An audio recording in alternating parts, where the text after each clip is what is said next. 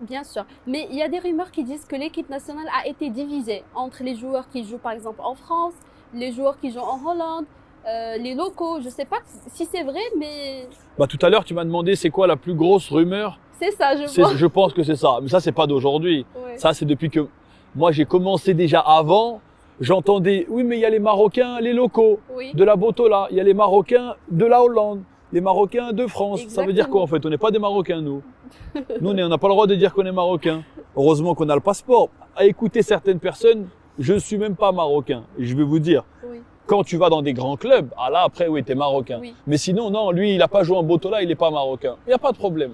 Moi, que tu le veuilles ou non, je suis Marocain. Ah, Et tu peux demander à, je dis une bêtise, à Ziyech, par exemple, qui est Marocain pour le coup de Hollande, ou à Boussoufa, ou à Al-Hamadi. Tu peux demander à Zniti, par exemple, je dis un exemple, hein, à Nessiri, je l'ai eu il n'y a pas longtemps aussi, Bounou. Tu peux leur demander à ces gens-là qui ont fait 5-6 ans avec moi minimum, voire plus.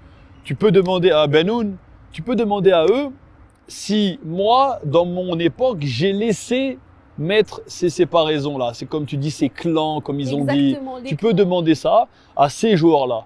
Si Ouais. tu as l'occasion, tu leur dis comment c'était avec le capitaine. Donc il n'y a pas de Tout clan. ça, D'après vous, il n'y a Non. pas de clan à l'équipe il n'y nationale. avait pas de clan, mais il y avait des affinités. Oui. Ça, c'est sûr. normal, Mais dans normal. toutes les équipes, il y a des affinités. Oui. Dans tous les clubs au monde, il y a des affinités. Moi, j'ai fait des grands clubs. Il y avait le clan des Sud-Américains.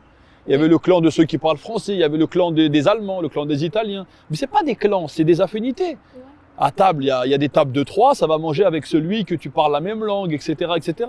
Mais moi, en tout cas, j'ai connu à l'époque, au début, des problèmes comme ça dans le groupe. C'était un peu difficile au début, les jeunes. Quand je suis arrivé avec Adel Tarabt au début, c'était un peu difficile pour nous de se mettre vraiment dans le groupe et tout. Heureusement, il y avait Youssouf Hadji, Hussein Harja, ils nous ont bien encadré, intégré, mais c'était pas évident à l'époque. Mais après, c'est ce qui a fait, je pense, notre force. Pourquoi on va à la Coupe du Monde?